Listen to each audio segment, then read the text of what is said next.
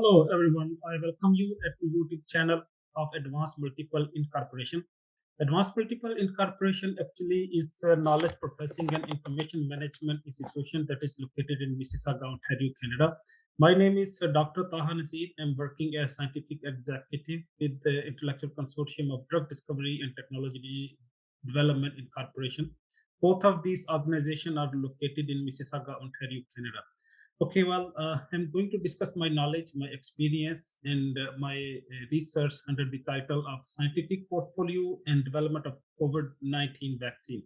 For this purpose, I collected the information from different data sources, like information collected from PubMed, Medline, American Chemical Society, Scopus, Google Scholar, MBAS, National Library of Medicine, Directory of Open Access Journal, ProQuest, CNKI, that is China-based database company that provide information like scientific information all over the world. Some data collected from ResearchGate and Crossref. Before moving forward, I would like to discuss a little bit about scientific portfolio of COVID-19 vaccine. Vaccine is pharmaceutically developed dosage form that stimulate the immune system to synthesize the antibody against particular disease or antigen. COVID-19 vaccine can prevent the viral infection in human population. So different type of the COVID-19 vaccine have different structure and pattern. They are designed and developed by different pharmaceutical companies all over the world. Three harmless component of COVID-19 virus used to develop vaccine in laboratories. That may be messenger RNA, that may be the viral vector, that may be the protein subunit. It means the research institutions and pharmaceutical companies working all over the world, they have three components. They have three type of the vaccines. The vaccines may have messenger RNA, they may have the viral vector, they may have the protein subunit to design and develop the vaccine. Now we are going to discuss a little bit about the structure model of coronavirus based on tomogram. Viral have different molecular component like nucleocapsid, envelope, spike, glycoprotein, membrane protein, small envelope, then envelope protein, and nucleocapsid, genomic ssRNA. SS means single strand, positive means positive polarity. It means the messenger RNA, like RNA of the coronavirus, that is a single strand and having the positive polarity. Okay, we are going to discuss a little bit about the epidemiology, phylogeographic, and phylodynamic analysis of COVID-19. COVID-19 became pandemic with extraordinary risk during the 2020. Phylogeographic and phylodynamic analysis were completed successfully to understand the outbreak pattern and potential risk induced by the COVID-19. Cloud credibility analysis was also completed to determine the impact of COVID-19. Genetic analysis showed 29 genome sequence in novel coronavirus strain.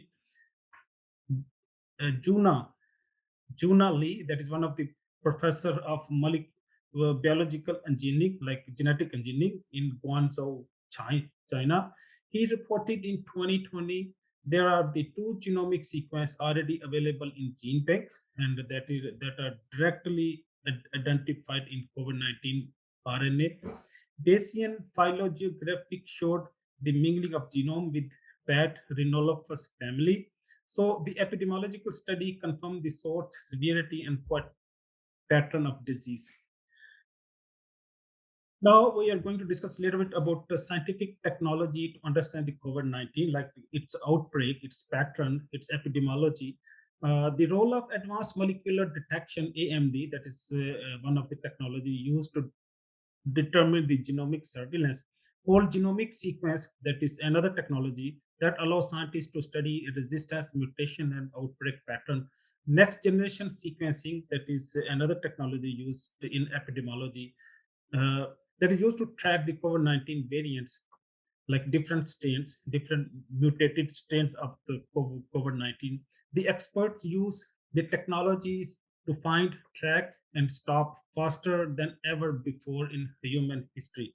The technologies help to approach, recognize, and interconnect the people, animal, and environment. So 149 genetic differences identified in different COVID-19 isolates. Now we are going to discuss a little bit about the landscape of COVID-19 vaccine development all over the world.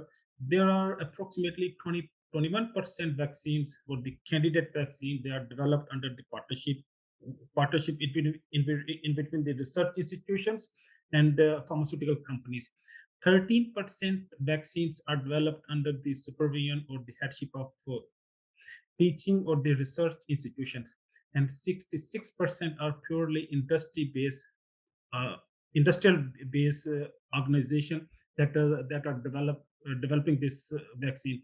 If we talk about the component part or the molecular segments that are used to develop vaccine, there are 15 vaccines or candidate vaccine using the live attenuated virus, 19 using inactivated viral part, 36 using viral vector, 9 VLP, 53 subunit, and 13 using the DNA, 20 using the RNA. Now we are going to discuss a little bit about spike protein or S protein protruding from the corona. That is the primary target for various vaccine development effort. This is the assemblage of three identical chains depicted in orange, gray, and white colors. S protein is functionally divided into the S1 red and S2 green domains. S1 also have receptor binding domain or receptor binding proteins that attach and get connected with the ACE receptor of alveolar tissues or alveolar cells. ACE actually angiotensin converting enzyme receptor. This receptor is located at the surface of alveolar cells. When corona is inhaled by the healthy person through the air, it attached with the receptor located at the alveolar cells, and when it is attached, it delivered the coronavirus RNA. When coronavirus RNA enter into the alveolar cell, then it start producing the protein through the ribosome. When it start producing the proteins, the viral proteins, then eventually it produce the other viral progeny or other virions.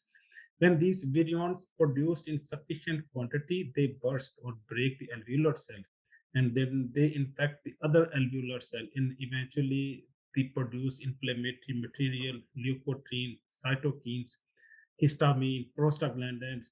These inflammatory material actually produce like hurt overall the functionality of the lung or the alveolar or alveoli, that is the functional unit of our respiratory system. So when respiratory system stop functioning, it means like carbon dioxide and oxygen, they are not be exchanged in the lung. And when carbon dioxide is not exhaled or that's not excreted from the body, carbon dioxide and oxygen is not absorbed by the red blood cells or RBCs and not distributed to all over the body of the person. The person eventually may be expired or maybe died within the defined time. In conclusion, it is inferred that a comprehensive plan is needed to address the challenge posed during and after the development of vaccine. The clinician and public health professionals are needed to anticipate, validate, and get ready to face and respond to concerns. Additionally, we must amplify the real scientific information to combat with rampant of information.